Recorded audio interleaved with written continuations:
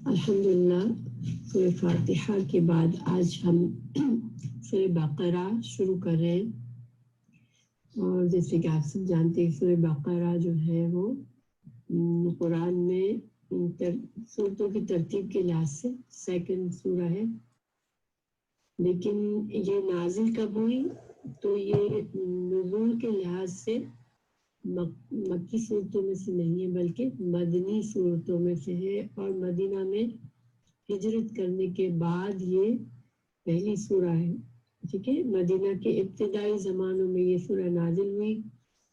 اس کا نام، اس کی جو زیادہ تر آیات جو ہے وہ اسی دور میں یعنی کہ مدینہ کے ابتدائی دور میں نازل ہوئی، لیکن کچھ آیات جو ہے وہ حجۃ الوداع کے وقت میں نازل ہوئی ہے۔ اچھا، اس کا نام بقرہ کیوں رکھا گیا ہے کہ اس میں گائے کا ایک واقعہ آئے گا انشاءاللہ۔ تو جیسے کہ میں نے آپ لوگوں کو بتایا کہ سورتوں کے نام جو ہیں وہ توقیفی ہے، یعنی کہ اللہ سبحانہ تعالیٰ نے خود ہی ان کے نام بتائے ہیں۔ تو سورہ بقرہ کا شمار جو ہے قرآن کی 7 سب سے لمبی صورتوں میں ہوتا ہے، اور یہ اصل میں سب سے لمبی تمام صورتوں میں سب سے لمبی صورت سورہ بقرہ ہی ہے۔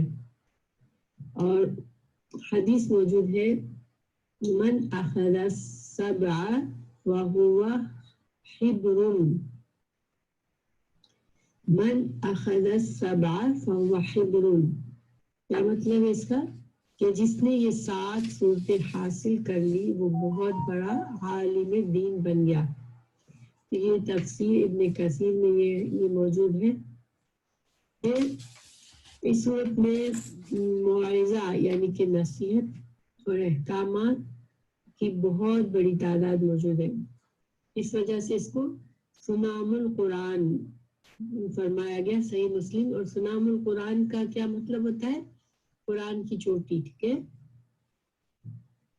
تو بعض علماء کے نزدیک اس میں 1000 خبر ہے، 1000 احکام ہے اور 1000 منہیات ہے۔ منہیات کیا ہوتی ہے؟ یعنی جن چیزوں سے منع کیا گیا کہ یہ کام مت کرو۔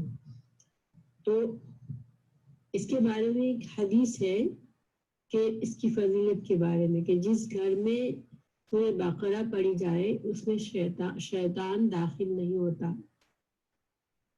حدیث ہے، لا تجعلوا بیوتکم قبورا فإن البیت الذی تقرأ فیہ سورة البقرہ لا يدخل الشیطان۔ اس کا ترجمہ ہے، اپنے گھروں کو مقبرے نہ بناؤ، شیطان اس گھر میں داخل نہیں ہوتا جس میں سورہ بقرہ کی تلاوت ہوتی ہے۔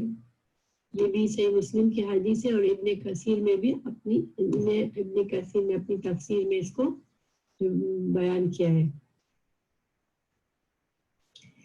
تو انشاءاللہ ہم نے جانا کہ سورہ فاتحہ میں ہم نے جانا کہ سورہ فاتحہ دعا ہے، اور بندہ اس میں کہتا ہے اللہ مجھے ہدایت دے، اہدنا، اللہ مجھے ہدایت دے۔ تو اللہ سبحانہ تعالیٰ جو ہے سورہ بقرہ کی پہلی آیت میں گویا اس دعا کا جواب دے رہے ہیں، ذالک الکتاب لا ریب فیہ ھدی للمتقین۔ تو بندے نے ہدایت مانگی تو اللہ سبحانہ تعالیٰ نے یہ کتاب پیش کر دی کہ یہ جو اس میں ہدایت موجود ہے۔ ٹھیک ہے، تو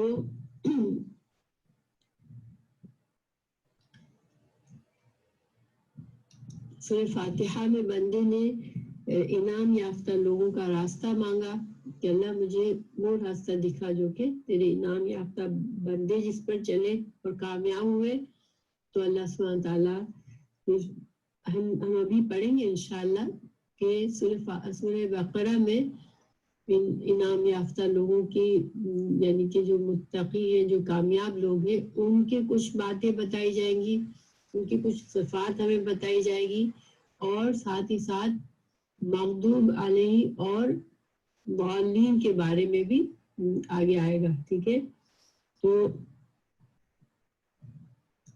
اب تھوڑا سا ہم اس کے لفظوں کے بارے میں غور و فکر کرتے ہیں. آج انشاءاللہ ہم آج 5 آیات پر غور و فکر کریں گے انشاءاللہ. تو اعوذ باللہ من الشیطان الرجیم. الف لام میم. تو الف لام میم ان کو ان سے آغاز ہو رہا ہے سورہ کا, اور ان کو حروف مقطعات کہتے ہیں. حروف مقطعات کیا مطلب ہے؟ کہ کٹے ہوئے, یعنی کہ الگ الگ حروف, ان کو الگ الگ پڑھا جاتا ہے. الف لام اور میم, ٹھیک ہے. اور ان کے معنی کے بارے میں قرآن میں کچھ اور سورہ کے شروع میں بھی حروف مقطعات آئے ہیں, اور ان کے معنی کے بارے میں کہا جاتا ہے کہ ان کا صحیح معنی جو ہے وہ اللہ سبحانہ تعالیٰ ہی جانتے ہیں. حالانکہ بہت سے علماء نے اپنے غور و فکر سے کچھ باتیں کہی ہیں ان معنی کے بارے میں, لیکن صحیح حدیث سے یا رسول اللہ صلی اللہ علیہ وسلم کے فرامین میں ہمیں کوئی ایسی بات نہیں ملی کہ یہ کہا جائے کہ اس کا معنی یہ ہے. ٹھیک ہے, تو پھر ہم اس کے بارے میں مزید بات نہیں کرتے. انشاءاللہ اللہ ہی جانتے ہیں اس کا معنی. لیکن اس کے بارے میں حدیث موجود ہے کہ رسول اللہ صلی اللہ علیہ وسلم نے فرمایا کہ میں نہیں کہتا ہوں کہ الف لام میم ایک حرف ہے, بلکہ الف ایک حرف ہے, لام ایک حرف ہے اور میم ایک حرف ہے, اور ہر حرف پر ایک نیکی اور ہر ایک نیکی کا اجر کتنا ہے مسلمانوں کے لیے؟ 10 گنا ہے. تو گویا جب بندہ الف لام میم پڑھتا ہے تو 30 نیکیاں انشاءاللہ اس کے لیے 30 نیکیوں کا اجر ہے. اور یہ حدیث جو ہے ترمذی میں ہے, حاکم میں ہے اور فتح القدیر میں ہے. ٹھیک ہے. اب ذالک الکتاب, ذالک کیا ہے؟ اس کو کہتے ہیں اسم اشارہ, اور اسم اشارہ للبعید, یعنی کہ دور کی چیز کے لیے اشارہ کرنے کا لفظ ہے یہ, اور اس کا ترجمہ ہوتا ہے وہ. ٹھیک ہے, وہ. اور اس کے مقابلے میں قریب کی چیز کے لیے ہوتا ہے ہاذا کا مطلب یہ. تو اور الکتاب جو ہے قرآن مجید کا ایک نام بھی ہے, اور اس سے مطلب یہاں پر قرآن مجید ہے, اللہ کی کتاب ہے. تو یہاں پر ذالک الکتاب یعنی کہ وہ کتاب, اصل میں تو ترجمہ یہ ہے وہ کتاب, لیکن آپ نے دیکھا ہوگا کہ تمام ترجموں کی کتابوں میں یہ کتاب لکھا ہوا ہوتا ہے. تو ایسا کیوں ہے کہ ذالک جس کا معنی وہ ہوتا ہے اور ترجمہ یہ کتاب کیا جاتا ہے؟ تو یہ عربی زبان میں ایک قاعدہ ہے کہ جب کسی چیز کی عظمت اور شان کو ظاہر کرنا ہو کہ بہت عظیم چیز ہے, تو پھر اس کو جیسے بلند کیا جاتا ہے, اور وہ اگر ہمارے ہاتھ میں بھی ہو تو ہم اس کو ہاذا نہیں کہتے, بلکہ اس کی طرف ہم ذالکا, دور کا بعید کا اشارہ کرتے ہیں. تو یہ اس وجہ سے ذالک الکتاب ہے. ٹھیک ہے. اور الکتاب جیسے کہ میں نے کہا کہ قرآن مجید. پھر آگے آ رہا ہے لا ریب فیہ, لا ریب فیہ. میں نے آپ کو بتایا تھا کہ لا جو ہے اس کے کئی معنی ہوتے ہیں. جب میں نے ایک حدیث بتائی کہ سورہ فاتحہ میں لا صلاۃ, تو یہاں پر لا ریب اسی طرح سے یہ وہی لا ہے. لا کے کچھ اور بھی معنی ہوتے ہیں, لیکن اس لا کو لائے نفی جنس کہتے ہیں. لائے نفی جنس کیا مطلب ہے کہ جب یہ لا آتا ہے تو پھر اس کا مطلب ہے کہ اس کے بعد والا جو اسم ہے اس کی مکمل نفی کی جاتی ہے کہ ایسا بالکل بھی نہیں ہے. ٹھیک ہے, 100% نفی ہو گئی اس کی. تو کیا مطلب ہے دیکھیں, لیکن اس کی پہچان کیا ہے؟ اس لا کی پہچان یہ ہے کہ اس کے بعد والا اسم جو ہے اس کے اوپر فتح, یعنی کہ ایک زبر ہوتی ہے, اس کو فتح کہا جاتا ہے عربی میں. لا ریبا, وہاں پر آپ دیکھتے ہیں کہ فتح موجود ہے. اچھا, تو مثال کے طور پر ہم کہتے ہیں لا الہ الا اللہ, کوئی بھی معبود نہیں کوئی بھی معبود نہیں ہے. لا الہ، لا الہ، ہا کے اوپر زبر ہے، اس وجہ سے اس کا مطلب کرتے ہیں کوئی معبود نہیں، کوئی معبود حقیقی نہیں مگر اللہ سبحانہ تعالی. ٹھیک ہے. اسی طرح لا ریبہ، لفظ ریبہ جو ہوتا ہے اس کا مطلب ہوتا ہے شک. اب شک کے بھی اردو عربی زبان میں شک کے لیے کچھ اور الفاظ بھی، 4 الفاظ استعمال ہوتے ہیں. تو اس میں ہے تردد. سب سے پہلے تردد، جب بہت زیادہ شک ہو، یعنی 50% یقین ہے کہ یہ بات ہے، 50% یہ ہے کہ نہیں ہے. ٹھیک ہے. اس کے بعد ہے شک. شک بھی ایک عربی میں لفظ بولا جاتا ہے. تو جب سمجھ لیں 70% تو یقین ہے کسی بات میں، لیکن صرف 30% شک ہے، ہم کہیں گے کہ مجھے اس بات میں شک ہے. ٹھیک ہے. پھر مریا. مریا ہوتا ہے جب 90% تو یقین ہے لیکن صرف 10% شک موجود ہے کہ پتہ نہیں، تھوڑا سا شک ہے. لیکن جو ریب ہے نا، ریب میں بالکل جیسے 1% شک جب موجود ہو، بہت ہی شک کی سب سے کم ترین جو درجہ ہے وہ ریب ہے.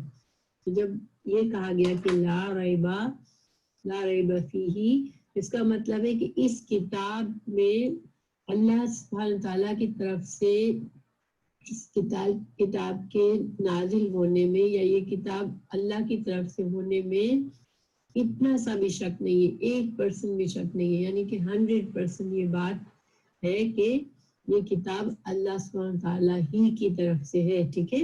تو یہ یہاں پر مطلب ہے. دوسری جگہ پر سورہ سجدہ میں آیت نمبر 1 اور 2 میں ہے تنزیل الکتاب لا ریب فیہ من رب العالمین. اس کتاب یعنی کہ قرآن کا نازل ہونا، اس میں کوئی شک نہیں کہ رب العالمین کی طرف سے ہے. تو یہاں پر صرف لا ریب فیہ کہا گیا ہے، لیکن یہ اصل میں اس کا مطلب یہاں بھی سیم ہے کہ یہ کتاب اللہ سبحانہ تعالیٰ کی طرف سے ہے، اس میں کوئی شک نہیں ہے. ٹھیک ہے. اب ہدی للمتقین، ہدایت کا معنی ہم نے سورہ فاتحہ میں جانا تھا کہ راستہ دکھانا، راستے پر چلنے کی توفیق عطا کرنا، یعنی کہ راستے پر جمع دینا، انسان کو ثابت قدمی عطا کرنا، اور منزل مقصود تک پہنچانا، یعنی کہ اس راستے پر ہم اس وقت تک چلیں جب تک ہم اللہ سبحانہ تعالیٰ سے جا ملے. تو ہدایت ہدی للمتقین. اب یہاں پر ہدی للمتقین کہا گیا، یعنی کہ متقین کے لیے ہدایت ہے. تو پھر متقی کیا ہوتا ہے؟ ٹھیک ہے. متقی جو ہے لفظ وقایا سے بنا ہے. وقایا کا مطلب ہوتا ہے کسی تکلیف یا نقصان سے بچانا، یعنی انسان جب خود کو کسی مصیبت یا تکلیف سے بچانے کی کوشش کرتا ہے، اس کی احتیاط کرتا ہے، تو اس کو وقایا کہتے ہیں. اور متقی وہ شخص ہوتا ہے جو کہ اللہ کی ناراضگی سے بچنے کی کوشش کرتا ہے، یعنی کہ وہ اپنے ہر عمل میں اس کو یہ احساس رہتا ہے کہ میرا اللہ سبحانہ تعالیٰ مجھ سے کسی بات میں ناراض نہ ہو جائے، مجھ سے کوئی گناہ کا کام نہ ہو جائے، ایسا کام نہ ہو جائے جس سے اللہ تعالیٰ مجھ سے ناراض ہو جائیں گے. تو یہاں پر ہدی للمتقین، تو اس کا مطلب ہے کہ یہ کتاب جو ہے یہ ہدایت کا ذریعہ ہے مومنوں کے، متقین کے لیے. تو سوال یہ پیدا ہوتا ہے کہ کیا عام لوگ اس سے ہدایت نہیں حاصل کر سکتے؟ کیا صرف اس سے ہدایت لینے کے لیے کیا متقی ہونا ہی ضروری ہے؟ تو دیکھیں سورہ بقرہ میں آیت نمبر 185 میں آیا ہے کہ قرآن مجید کو تو ہدی للناس ہے، یعنی کہ قرآن مجید کو ہدی للناس، تمام انسانوں کے لیے ہدایت کا ذریعہ بتایا. لیکن وہ ہدایت، اب میں نے کہا تھا کہ ہدایت کے معنی 3 معنی ہو سکتے ہیں، 3 درجے ہدایت کے. تو اس میں جو ہدی للناس ہے تو اس میں درجہ وہ ہے رہنمائی کا، یعنی راستہ تو دکھاتی ہے یہ کتاب. ٹھیک ہے. ہر انسان کو اس سے رہنمائی ملتی ہے. آپ کو پتہ ہے کہ قرآن مجید وہ کتاب ہے جس سے نان مسلم اسکالرز بھی اس سے علم حاصل کرتے ہیں اپنے مقصد کے لیے، تو لیکن اس سے وہ ہدایت یعنی توفیق اور جو کامیابی کا راستے کی توفیق اور کامیابی اللہ سبحانہ تعالیٰ سے جڑنے کا جو راستہ ہے اس پر چلنے کی توفیق اور اس پر استقامت کے انسان اللہ سے جا ملے اس وقت تک، تو یہ جو توفیق ہے وہ صرف متقین کو ملے گی اس کتاب سے، یعنی کہ متقین ہی ہے جو کہ جن کے دلوں میں اللہ کا خوف ہے، تقوی ہے، تو وہ پھر ان کو ہر وقت یہ احساس ہے کہ اللہ سبحانہ تعالیٰ میرے اعمال کو دیکھ رہے ہیں اور مجھے اپنے اعمال کا جواب دینا ہے، تو پھر وہ اس کتاب سے پورا فائدہ حاصل کریں گے، اور جس کامیابی کی انہیں تلاش ہے، وہ جس کامیابی کے لیے تڑپ رہے ہیں کہ اللہ سبحانہ تعالیٰ مجھ سے راضی ہو جائے اور مجھے دنیا اور آخرت کے فائدے مل جائے، تو پھر اس کو کیا کرنا ہے، اس قرآن سے ہدایت ملنی، یعنی یہ قرآن اس کی مدد کرے گا اس کامیابی کو حاصل کرنے میں۔ اچھا، تو اب جب ہمیں یہ پتہ چل گیا کہ جو متقی لوگ ہیں ان کے لیے ہدایت ہے، تو پھر سوال یہ پیدا ہوتا ہے کہ ہم کیسے جانیں کہ ہمارے اندر تقوی ہے یا نہیں ہے۔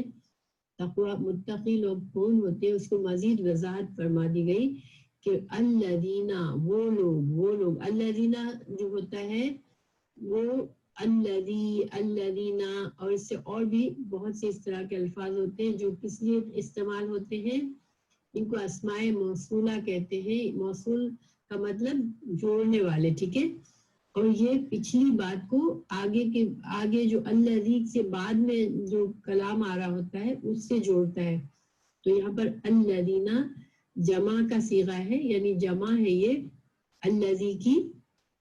میں نے بتایا تھا آپ لوگوں کو کہ یا نون اکثر جو ہے وہ کسی لفظ کے بعد آتا ہے تو وہ جمع کی نشانی ہوتی ہے، یعنی اکثر کی بات کریں، ٹھیک ہے، ہمیشہ نہیں، لیکن یہ یا نون جب آیا تو وہ اسم جمع ہوتا ہے۔ تو الذین جو ہے یہ جمع ہے وہ لوگ، ٹھیک ہے، وہ لوگ، یعنی کہ متقی کون ہوتے ہیں، یہ وہ لوگ ہوتے ہیں یؤمنون بالغیب۔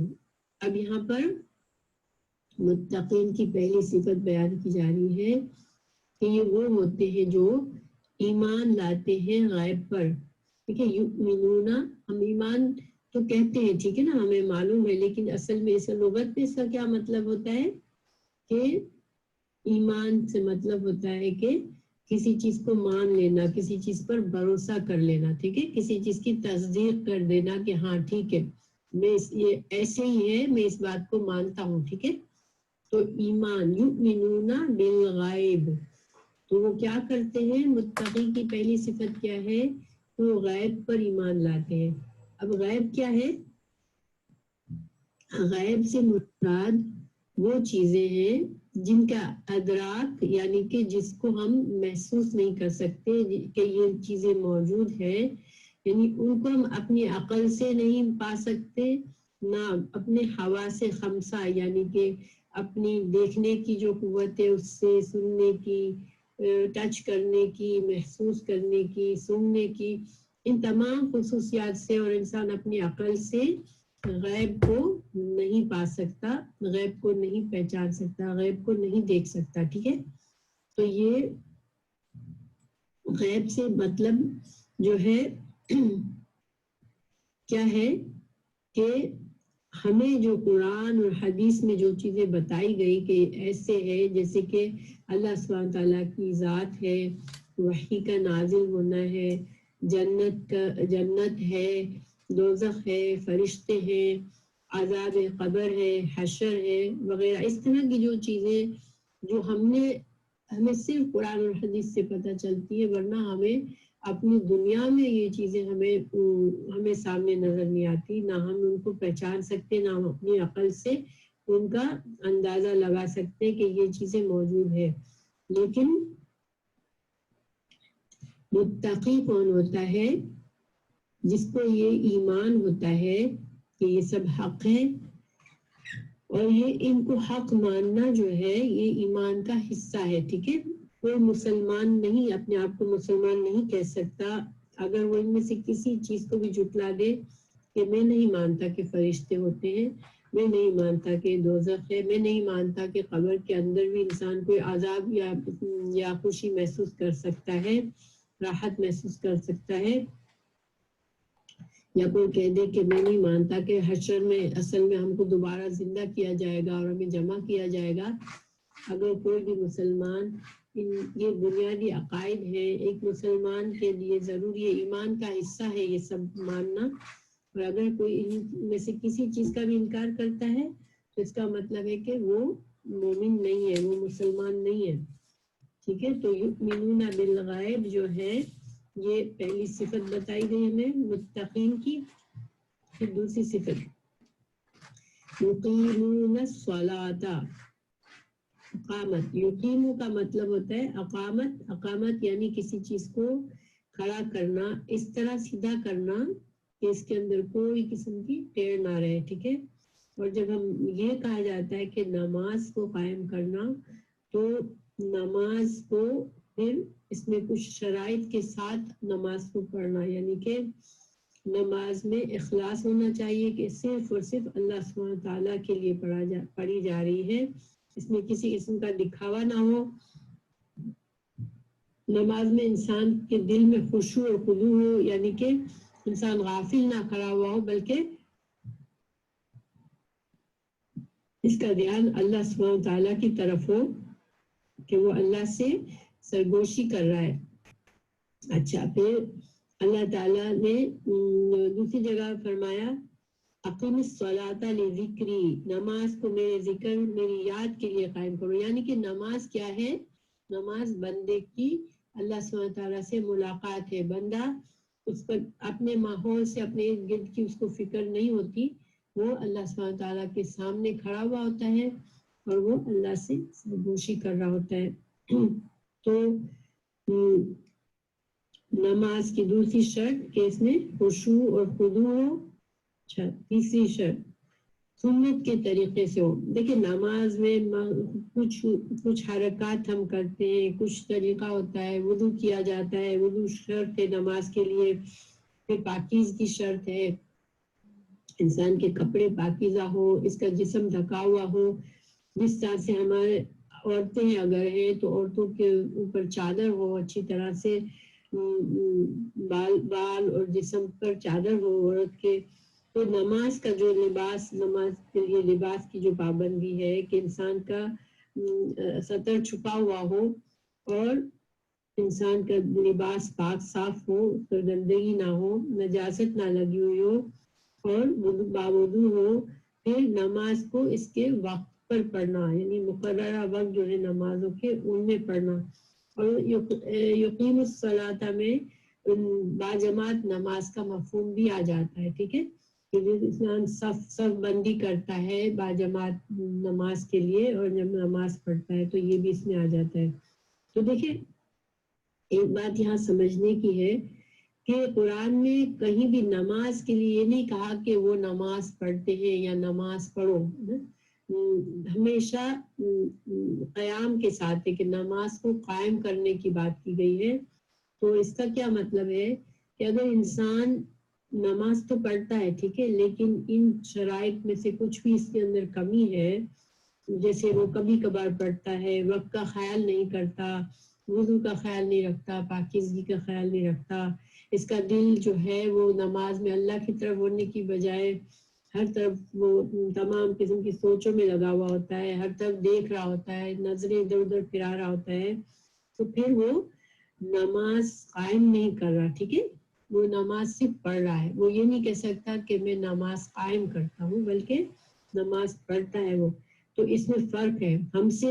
ہمیں قرآن اور حدیث میں کس چیز کا حکم ہے کہ نماز کو قائم کرنا ہے. ٹھیک ہے, تو اب اگلی بات ہے مما رزقناہم ينفقون. اگلی صفت آ گئی کہ متقین جو ہوتے ہیں اس کو اللہ سبحانہ تعالیٰ نے جو بھی رزق دیا, ٹھیک ہے, جو بھی, یعنی جب ماں رزقنا, مما رزقنا, یہ ماں آ گیا نا, ماں اسی طرح ہے جیسے الذی تھا، اس کا مطلب بھی جو کرتے ہیں ہم، لیکن ماں جو ہے نا اس میں بہت زیادہ وسعت ہے، یعنی کہ اس میں کوئی بھی چیز جو یعنی کہ بہت عام بات ہو جاتی ہے کہ اس کا گھیرا جو ہے یہ زیادہ بڑا ہے، الذی جو ہے اس کا گھیرا کچھ کم ہوتا ہے کہ وہ جس چیز کی طرف اشارہ کیا بس وہی چیز، لیکن ماں میں مذکر مؤنث واحد جمع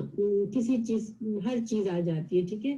تو ماں رزقنا یہاں پر جو بھی کچھ رزق دیا اس کا مطلب ہے اللہ سبحانہ تعالیٰ نے کسی کو اگر زیادہ رزق دیا ہے، کسی کو بہت مال دیا ہے، کسی کو کم دیا ہے، کسی کو صلاحیتیں، دیکھیں ہماری جو صلاحیتیں ہیں وہ بھی ایک رزق ہے ہمارے لیے، ٹھیک ہے، ہماری قوت ہے، ذہنی صلاحیت ہے، جسمانی صلاحیت ہے، ہمیں جو سمجھ اللہ سبحانہ تعالیٰ نے عطا فرمائی ہے، جو علم عطا فرمایا ہے، یا جتنی بھی نعمتیں ہمیں اللہ سبحانہ تعالیٰ کی طرف سے جو ملی ہے، جو کہ ہمیں اس دنیا میں ہم جس کے ذریعے فائدہ اٹھاتے ہیں اور دوسروں کو فائدہ دے سکتے ہیں، وہ سب اللہ کی طرف سے رزق ہے۔ لیکن بیسیکلی یعنی مین چیز تو مال یہاں پر ہے، لیکن اگر ہم اس معنی کو ایکسپینڈ کریں تو پھر اس میں تمام رزق آ جاتا ہے، ٹھیک ہے، ہر چیز آ جاتی ہے۔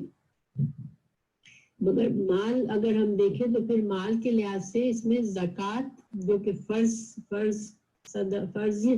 ہے، یعنی کہ اس کو زکوٰۃ دینا جن لوگوں پر فرض ہے ان کو زکوٰۃ بھی شامل ہے، اور زکوٰۃ کے علاوہ نفلی صدقات بھی شامل ہیں، اور نفلی صدقات کے علاوہ دیکھیں بعض خرچ جو ہوتے ہیں وہ فرض ہوتے ہیں انسانوں پر، یعنی کہ دیکھیں ایک شوہر ہے تو اس کو بیوی کی بیسک ضروریات اس کے اوپر فرض ہے، اس کی اولاد ہے تو اولاد کی بیسک ضروریات جب تک اولاد بڑی نہیں ہو جاتی اس کے اوپر فرض ہے، تو ماں باپ پر خرچ کرنا فرض ہے، ماں باپ کی ضروریات کا خیال رکھنا فرض ہے۔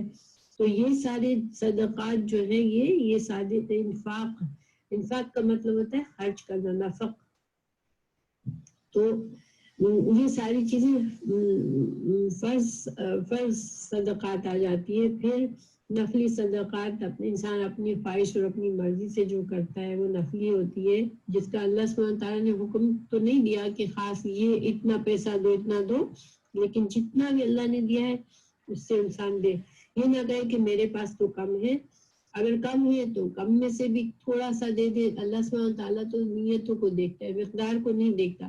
دیکھیں ہو سکتا ہے کوئی بندے نے صرف ایک کھجور صدقہ کی ہو تو اس کا اجر کسی نے لاکھوں روپے دے دیے، اس سے بھی زیادہ ہو سکتا ہے، یہ تو اللہ سبحانہ تعالیٰ جانتے ہیں کہ کس بندے کی نیت کیا ہے۔ تو بہرحال جو بھی کچھ رزق اللہ سبحانہ تعالیٰ نے دیا اس میں سے بندہ خرچ کرتا ہے۔ اگر ہم اس معنی کو مزید تمام اللہ سبحانہ تعالیٰ کے تمام رزق پر دے کہ اللہ سبحانہ تعالیٰ نے ہمیں جو علم دیا ہے ہم اس کو شیئر کریں، اللہ نے ہمیں جو جسمانی قوت دی ہے اس کے ذریعے ہم لوگوں کی مدد کریں، اللہ ہم اچھے اخلاق سے لوگوں کا دل خوش کریں، لوگوں کے ساتھ معاملات اچھی طرح کریں، تو یہ سارے بھی صدقات میں آ جاتے ہیں۔ اچھی طرح سے مسکرا لینا، کسی کے ساتھ مسکرا کے بات کر لینا، وہ بھی ایک صدقہ ہے بعض اوقات، ٹھیک ہے، ڈیپینڈ کرتا ہے حالات کے اوپر۔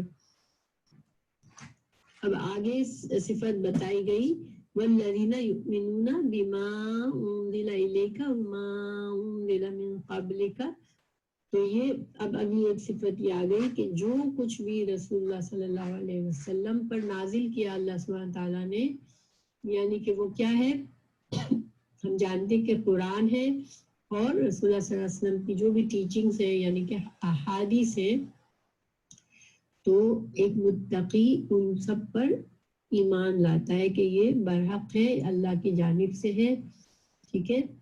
اچھا، اب آخری صفت اس میں کیا بتائی گئی کہ وبالآخرۃ ہم یوقنون۔ دیکھیں یقین کا مطلب ہوتا ہے یقین اور ایمان میں تھوڑا سا فرق ہے۔ ایمان جو ہوتا ہے، ٹھیک ہے، ایمان جو ہے وہ کسی بات کو تصدیق کر لینا، مان لینا، ٹھیک ہے، اور اس کی ضد کیا ہے؟ ایمان. جو ایمان نہیں لاتا پھر وہ کیا کرتا ہے؟ کفر کرتا ہے، انکار کرتا ہے، تکذیب کرتا ہے، یعنی جھٹلاتا ہے کسی بات کو. اور جو مان لیتا ہے، اس کی تصدیق کرتا ہے، تو وہ ایمان لاتا ہے. یہ ایمان ہے. لیکن یقین جو ہے، یقین کا مطلب ہوتا ہے کہ انسان جو ہے وہ اس نے اس بات کو اس طرح مان رہا ہے کہ اس کو کوئی شک نہیں رہا. اب اس کو کوئی شک کے بغیر اس کو مانتا ہے. اور جتنا زیادہ پختہ یقین ہے اتنا شک کم ہے. ٹھیک ہے. تو شک اور یقین ایک دوسرے کے مخالف ہے. اور ایمان اور کفر یعنی انکار، ماننا اور کفر انکار کرنا. تو ایمان اور کفر ایک دوسرے کے، کفر کا مطلب بھی انکار کرنا ہوتا ہے. ٹھیک ہے. تو یہ جو ہے یہ فرق ہے کہ یقین میں شک دور ہو جاتا ہے. تو بعض اوقات انسان کو کسی چیز پر یقین ہوتا ہے، یعنی کہ اس کو اس میں شک نہیں ہوتا، لیکن اس پر بھی اس کی تصدیق نہیں کرتا، یعنی پھر بھی ایمان نہیں لاتا. تو یعنی کہ ضروری نہیں ہے کہ جس نے ایمان جو لایا وہ یقین بھی کر رہا ہے. ٹھیک ہے. تو بعض اوقات ایمان لاتا ہے، تصدیق کرتا ہے، لیکن دل میں یقین نہیں ہوتا، کمی ہوتی ہے یقین کی. تو یعنی کہ تھوڑا بہت فرق ہے ایمان اور یقین میں. تو اب یہ کہا گیا کہ آخرت پر یقین رکھتے ہیں. دیکھیں جب میں نے کہا تھا کہ غیب پر ایمان لاتے ہیں، تو غیب میں آخرت بھی شامل تھا. یعنی کہ یہ بات جو ہے کہ انسان کی زندگی اس دنیا کی ختم ہوگی، پھر اس کو دوبارہ زندہ کیا جائے گا اور اس کو حشر کیا جائے گا، یعنی جمع کیا جائے گا، اور پھر اس کا حساب کتاب لے کے اس کو جنت اور دوزخ میں اس کے اعمال کے مطابق ڈالا جائے گا. تو یہ سب ہم ایمان میں آ گیا تھا. ٹھیک ہے. غیب میں آ چکا تھا. اس لیے یہ ساری غیب کی چیزیں ہمیں نہیں پتا، ہم نے دیکھا نہیں ہے. لیکن اب دوبارہ سے آخرت پر یقین رکھنے کی کا پھر ایک اور صفت بتا دی گئی کہ آخرت کو پھر دوبارہ سے دہرایا گیا. تو کیوں؟ دیکھیں اب اگر غور کریں، ہم سب مانتے ہیں کہ آخرت آنی ہے، ہمیں ایمان ہے اس پر. ٹھیک ہے. ہم مسلمان ہیں، ہم جانتے ہیں کہ ہمیں زندہ کیا جائے گا اور ہمیں جمع کیا جائے گا. لیکن کیا ہم سب کو یقین ہے ایسا؟ دیکھیں اگر بعض چیزوں پر انسان کو یقین جب ہوتا ہے تو اس کے پھر عمل میں پتہ چلتا ہے کہ یہ جیسے مثال کے طور پر اگر ہم سے کہا جائے کہ کل بارش ہونی ہے، ہم نے نیوز سنی، ہمیں پتہ چلا کل بہت زیادہ شدید قسم کی بارش ہونی ہے، تو ہم پھر گھر سے نکلتے وقت اپنے احتیاط سے نکلیں گے. حالانکہ ابھی بارش شروع نہ بھی ہوئی ہو، پھر بھی ہم اپنے کپڑوں کا اور خیال رکھ کے نکلیں گے. کیوں؟ کہ ہم نے خبر سنی، ہم نے اس پر یقین کیا اور ہم نے اس کے مطابق اپنا کچھ عمل کیا. تو اب آخرت کا ہم کہتے ہیں کہ ہم ایمان تو لاتے ہیں، لیکن ہمیں اگر جب تک ہمارے ہر عمل میں آخرت کا احساس نہ ہو کہ ہمارا ایک ایک عمل ہمارے سامنے آنا ہے آخرت میں، تو اس کا مطلب ہے ہمارے ایمان میں، ہمارے یقین میں کمی ہے. ٹھیک ہے. تو اسی وجہ سے آخرت کے یقین کو دوبارہ دہرایا گیا کہ آخرت پر یقین ہونا بھی لازمی ہے ایک مومن کے، ایک متقی کے لیے. پھر ان ساری صفات کو بتانے کے بعد اب کہا گیا اولئک علی ھدی من ربہم واولئک ھم المفلحون. یہی لوگ ہیں اپنے رب کی طرف سے ہدایت پر ہیں، اور یہی لوگ ہیں جو فلاح اور نجات پانے والے ہیں. تو دیکھیں پہلے اس لفظ فلاح کو سمجھ لیں. ٹھیک ہے. لفظ فلاح جو ہے نا وہ ایسی کامیابی ہوتی ہے جو بہت ہی زیادہ کوشش اور جدوجہد اور محنت کے بعد حاصل ہو. ٹھیک ہے. جس طرح سے فلاح جو ہے کسان کو کہا جاتا ہے کہ کسان بہت زیادہ زمین کھودتا ہے، بہت محنت کرتا ہے، بہت صبر اور انتظار کرتا ہے، جب کہیں جا کے اس کی فصل پکتی ہے اور اس کی محنت کا پھل ملتا ہے. تو اسی طرح جو فلاح، جو کامیابی ہے، جو انسان کو، جو متقی کو ملنے والی ہے، تو وہ فلاح کیسی ہے کہ ساری زندگی اس نے محنت کی، کوشش کی، صبر کیا، اور جو کچھ اس سے ریکوائرڈ تھا ہر چیز کی، تو اس کے بعد اس کو آخرت کی کامیابی یعنی کہ اللہ سبحانہ تعالیٰ سے ملاقات کے وقت اس کو خوشی اور اللہ کی رضا ملے گی اور اس کو جنت ملے گی. تو لیکن فلاح میں یہ معنی ہوتا ہے کہ جب اتنی محنت کے بعد انسان کو جو کامیابی ملتی ہے وہ کامیابی ایسی ہوتی ہے کہ انسان کی ایکسپیکٹیشن سے بھی زیادہ ہوتی ہے اور انسان اس سے بالکل مالا مال ہو جاتا ہے، بہت خوش ہو جاتا ہے کہ اس کو یقین نہیں آتا کہ مجھے اتنا بڑا اجر مل گیا۔ یہ سارے معنی فلاح میں ہوتے ہیں۔ تو فلاح جو ہوتی ہے بہت عظیم کامیابی ہوتی ہے جو بہت سخت جدوجہد کے بعد ملتی ہے۔ تو اللہ سبحانہ تعالیٰ یہاں فرما رہے ہیں کہ یہی لوگ ہیں جو آگے پیچھے جو خصوصیات بتائی گئی، تو اگر کسی میں وہ ساری خصوصیات ہیں، جن لوگوں کے دلوں میں تقویٰ ہے، اللہ کا خوف ہے، اور پھر اس خوف کے ساتھ ساتھ وہ یہ ساری باتیں جو ابھی بتائی گئی کہ ایمان بالغیب، نماز قائم کرنا، مال خرچ کرنا، اور رسول اللہ صلی اللہ علیہ وسلم اور تمام رسولوں پر جو کچھ نازل ہوا اس پر یقین رکھنا، ایمان رکھنا، پھر آخرت پر یقین رکھنا، جس نے یہ سب کچھ کر لیا تو پھر گویا اس کو کامیابی مل گئی، وہ کامیاب ہو گیا۔ اور وہ کامیابی کیسی ہوئی؟ بہت ہی عظیم کامیابی ہے وہ، ٹھیک ہے۔ تو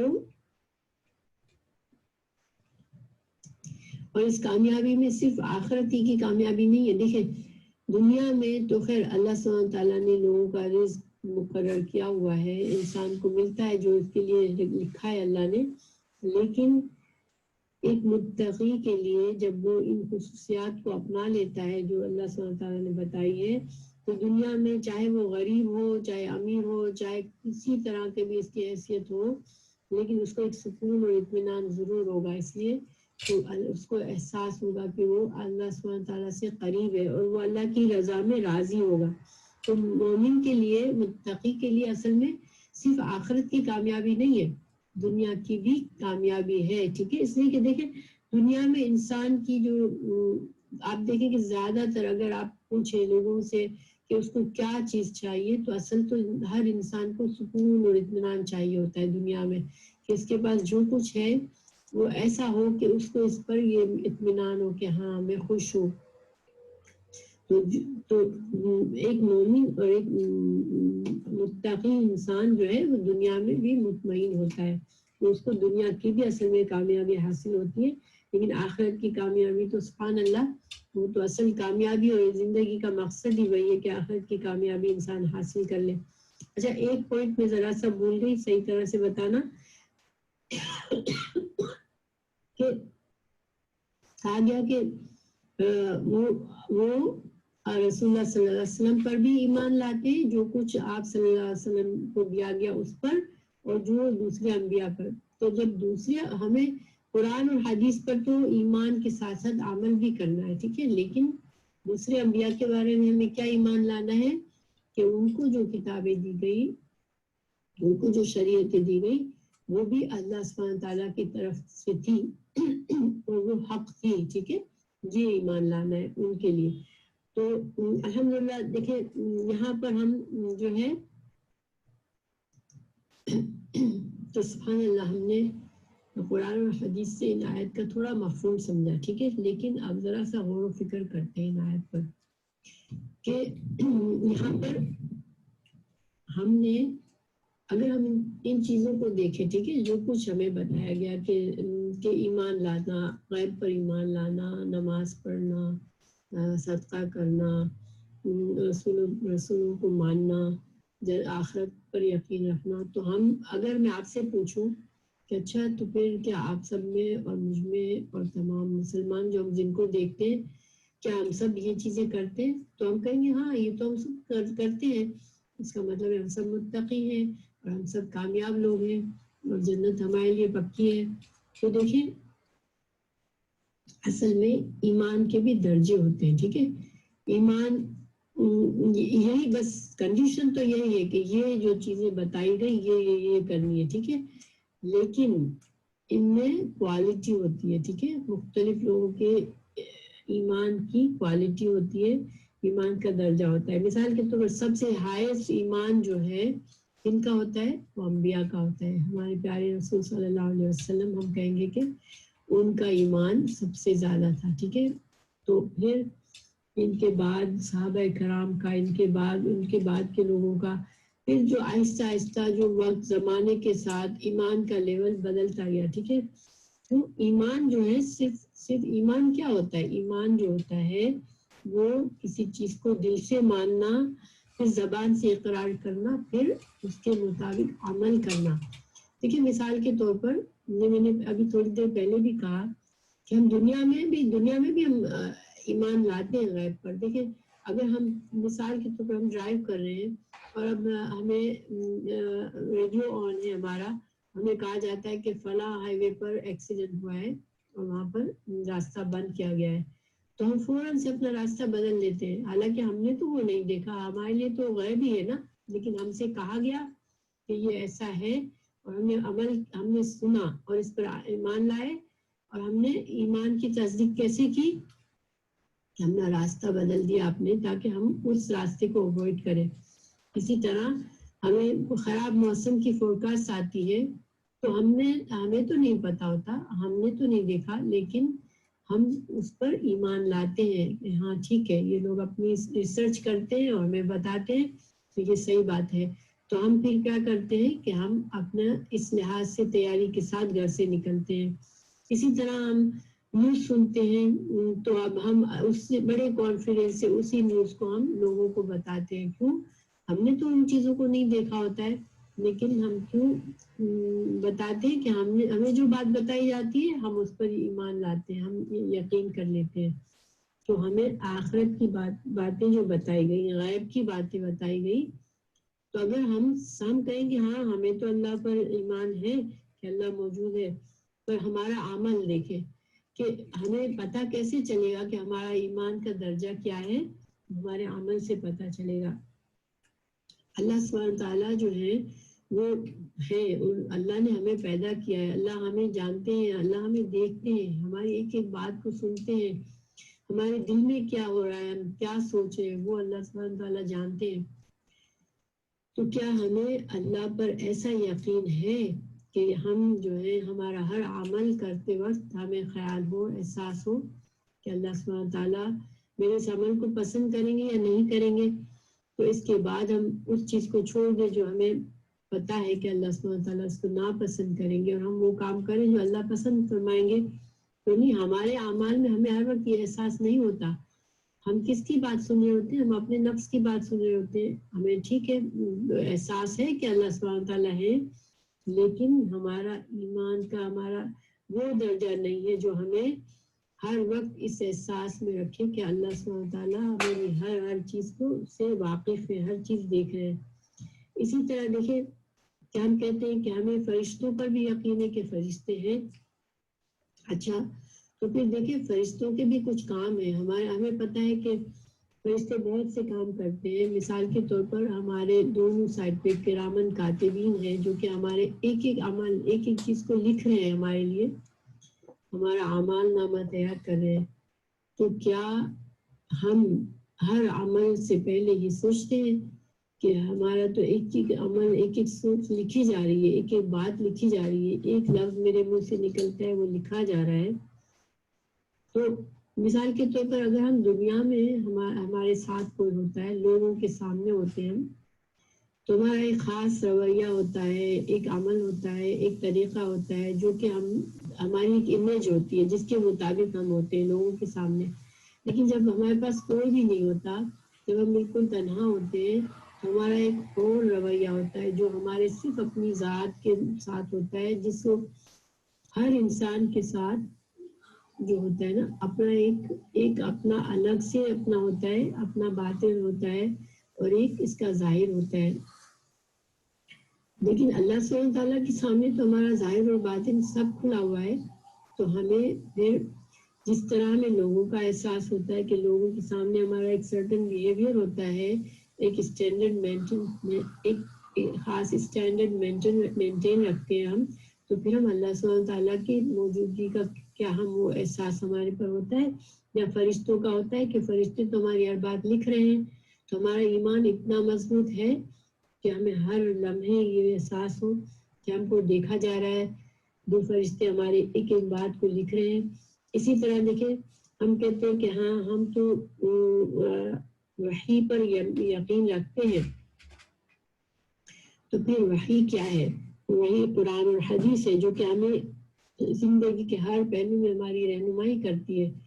تو جب تک اگر ہم اس پر ایمان ہے تو کیا ہم نے قرآن اور حدیث کو اتنی تفصیل سے پڑھا اور سمجھا تاکہ ہم اس وحی کو اچھی طرح سمجھ لیں اور اس سے ہمیں جو فائدہ اٹھانا ہے اس کا پورا فائدہ اٹھائیں؟ تو ہم وہ نہیں کرتے. اسی طرح ہم کہتے ہیں جنت ہے، دوزخ ہے، اور جنت سے بہتر کوئی چیز نہیں ہے. یہ ہم ایمان رکھتے ہیں نا کہ جنت تو ہے اور جنت سے بہترین تو کوئی چیز ہے ہی نہیں. لیکن کیا ہم اس بہترین ٹھکانے کے لیے اس طرح جدوجہد کرتے ہیں؟ جس طرح دنیا میں اگر ہمیں اپنا گھر بہتر بنانا ہے، ہمیں خوبصورت گھر کی خواہش ہے، دنیا میں ہمیں اچھا سرکل چاہیے، اچھے دوست چاہیے، دنیا میں ہمیں اچھے انوائرمنٹ، اچھے ماحول میں رہنا ہے، تو کیا ہم اس کے لیے اسٹرگل جو کرتے ہیں تو ہم جنت جو کہ بہترین ساری دنیا سے اچھی جگہ ہے، ہم اس کے لیے اس قدر جدوجہد کرتے ہیں؟ تو ہمارا تو ایمان ہے کہ ہے جنت، اور ایک دن ہمیں یہ ہے کہ یا تو ہمیں جنت ملنی یا نہیں ملنی. تو کیا ہم اس طرح سے اس لیول کی کوشش کرتے ہیں جنت کی نعمتوں کو حاصل کرنے کے لیے؟ اسی طرح دیکھیں دنیا میں دوزخ ہمیں پتہ ہے کہ بدترین جگہ ہے اور ایک قید خانہ ہے جو کہ ایسا قید خانہ ہے کہ اس سے برا کہیں کوئی قید خانہ نہیں ہے، کوئی سزا نہیں ہے اس سے بری. تو اب دیکھیں دنیا میں اگر ہم سوچیں کہ ہم دنیا کی جیلوں سے، دنیا کے قید خانوں سے کیا ہمیں خطرہ ہو کہ اگر یہ کام کر لیا تو ہم کو قید میں ڈال دیا جائے گا، تو کیا ہم اس کام کو کریں گے؟ پھر ہم کو ہر طرح سے بچنے کی کوشش کریں گے. تو کیا ہم جہنم سے بچنے کی اس طرح سے بھاگ دوڑ کرتے ہیں، اس طرح سے کوشش کرتے ہیں جس طرح ہم دنیا میں مصیبت اور تکلیف سے بچنے کے لیے اپنے لیے کوشش کرتے ہیں؟ تو پھر اگر ایسا نہیں ہے تو پھر کس چیز کی ضرورت ہے؟ ہمیں اپنے ایمان کو دیکھنے کی ضرورت ہے کہ ہمارا ایمان کیسا ہے. ٹھیک ہے، تو اس کے لیے اللہ سبحانہ تعالیٰ نے اب ہمیں یہ چیزیں بتا دی گئی یہاں پر کہ یہ کرنا ہے. لیکن اب ان ساری چیزوں کی تفصیلات اور اس کے بارے میں مختلف رویے، مثالیں، ہم کیسے اس کو حاصل کریں، کیا چیزیں ہماری مدد کریں گی اس کو حاصل کرنے میں، اس ایمان کو بڑھانے میں ہمیں کون سی چیزیں فائدہ مند ہوگی، اس کی ایک ایک تفصیل اور ایک ایک رویہ جو ہے اب قرآن میں آئے گا. یعنی قرآن جو ہے ہمارے لیے ایک آئینہ ہے جس آئینے میں ہم اپنے آپ کو دیکھتے جائیں گے اور اپنے آپ کو سنوارتے جائیں گے، اور ایک وقت آئے گا کہ انشاءاللہ ہم اس طرح سے سنور جائیں گے، اس طرح سے ہم خوبصورت بن جائیں گے کہ ہمیں آخرت کی کامیابی کے قابل ہو جائیں گے، اللہ سبحانہ تعالیٰ ہم سے راضی ہو جائیں گے. تو یہ مقصد ہے پورا قرآن جو ہے. اب ان چیزوں کی تفصیلات ہے اور ہمیں اس کو سمجھنا اس لیے ضروری ہے، اس کو پڑھنا اس لیے ضروری ہے تاکہ ہم اپنے ایمان کو بڑھا سکیں.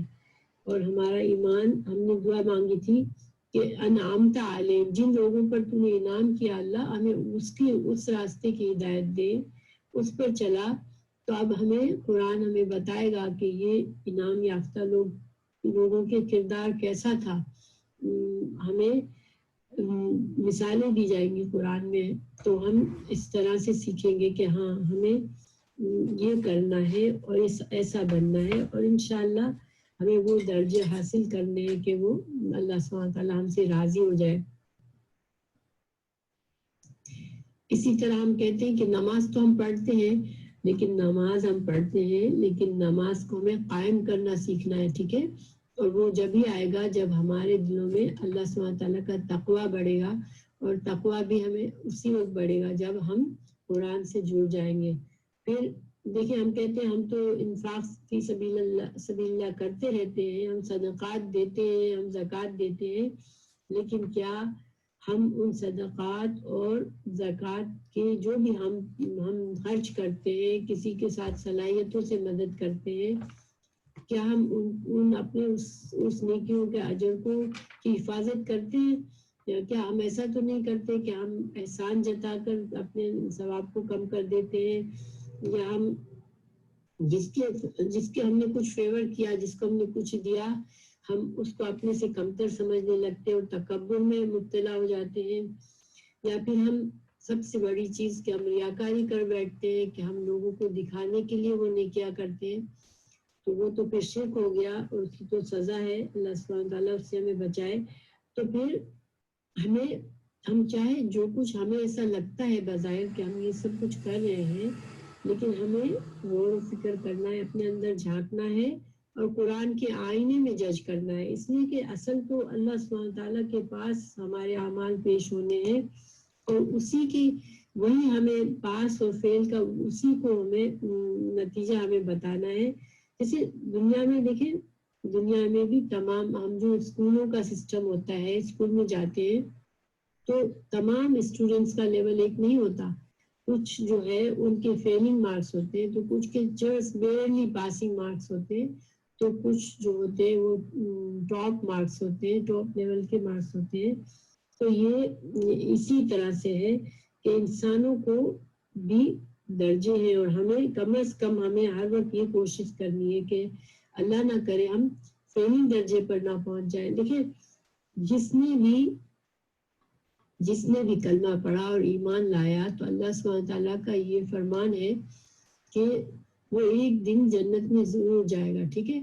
تو لیکن انسان کو جنت جو ہے وہ پرسرات پر سے گزر کر آنی ہے، اور پرسرات کہاں پر ہے؟ وہ دوزخ کے اوپر ہے۔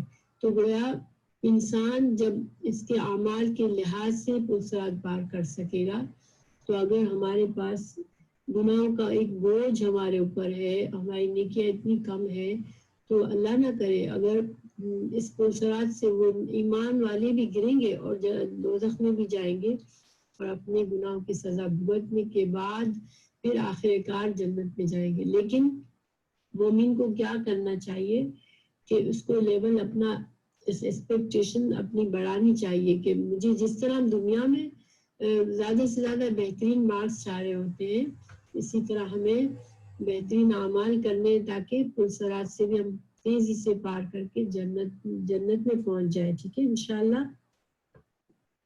تو اللہ کے فضل سے ہم نے یہ سفر شروع کیا ہے، ہم نے قرآن کو اچھی طرح سمجھنے کا ارادہ کیا ہے انشاءاللہ، اور اللہ سے دعا بھی ہے کہ اللہ سبحانہ تعالیٰ ہمیں اس کام میں استقامت عطا کرے، ہمارے راستے کی مشکلوں کو آسان کرے اور ہم کو جوڑ کے رکھے اس راستے میں، تاکہ ہم قرآن کے ان کو جان سکے اور ہم اس سے جڑ سکے اور ہم اپنے اعمال کو درست کر سکیں، ہم اپنی ایمان کو بڑھا سکیں انشاءاللہ۔ تو اللہ سبحانہ تعالیٰ ہم سب کو جو وہ فلاح وہ کامیابی نصیب کر دے جو کہ اللہ نے متقین کے نصیب میں رکھی ہوئی ہے، تو انشاءاللہ آمین۔ جی تو آپ لوگ سن رہے ہیں، سسٹر آسما کے ایک دو سوالات ہیں۔ سسٹر آسما آپ کو بات سمجھ آ گئی ساری؟ دیکھیے آپ نے لکھا ہے کہ سورہ فاتحہ میں سورہ فاتحہ میں اصل میں ہم نے ایک دعا مانگی تھی نا، ہمیں ایمان کا انٹروڈکشن اس لحاظ سے تھا کہ سورہ فاتحہ میں ہم نے یہ ہمیں پتہ چلا کہ اللہ سبحانہ تعالیٰ ہی ہے جو ہمیں پیدا کیا، ہمیں پالنے والا ہے۔ ہاں، تو ہمیں جب یہ پتہ چلا تو پھر ہمیں یہ احساس ہوا کہ پھر تو ہمیں اللہ تعالیٰ کے پاس کبھی جانا پڑے گا، ہمارے حساب کتاب دینا پڑے گا ان نعمتوں کا جو اللہ نے ہمیں دیے۔ تو جب پھر ہم نے دعا مانگی، بندہ جب دعا مانگتا ہے سورہ فاتحہ میں تو اس طریقے کا اس راستے کی دعا مانگتا ہے جس کے ذریعے وہ اللہ کو راضی کرے۔ تو پھر سورہ بقرہ میں اللہ سبحانہ تعالیٰ نے فرمایا کہ لو یہ کتاب ہے، ذالک الکتاب لا ریب فیہ ھدی للمتقین، یہ کتاب ہے جس میں سے جس کو تقویٰ ہوگا وہ اس کو اس سے ہدایت بھی مل جائے گی اور وہ کامیاب بھی ہو جائے گا۔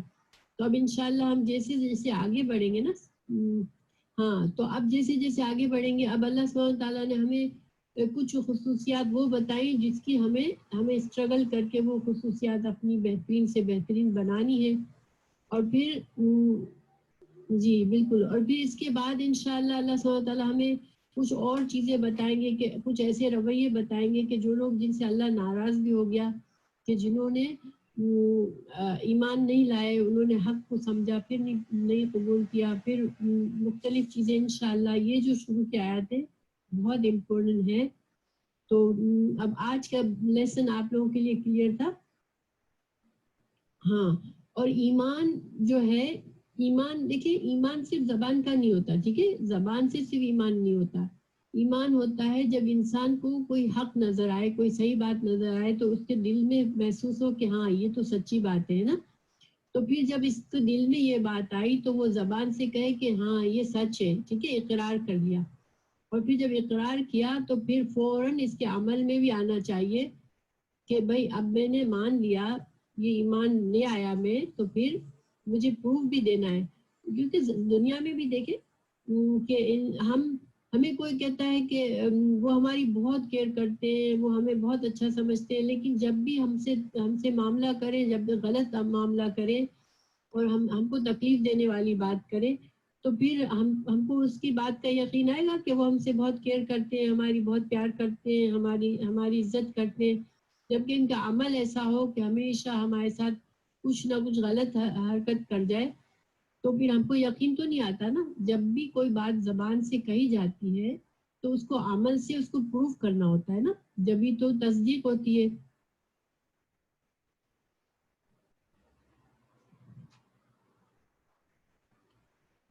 ہاں بالکل، جب انسان کے زبان، دل اور عمل ہر چیز جو ہے it shows that ہاں now we are all going، ہر چیز سیم ڈائریکشن میں جا رہی ہے، تو پھر مطلب ہے کہ ہم ایمان لے آئے ہیں نا. تو انشاءاللہ آئی ہوپ کہ بات کلیئر ہے. تو ابھی میں تھوڑا سا میں چاہ رہی ہوں کہ آپ ان آیات کی تلاوت سن لیں، تو پھر ہم آگے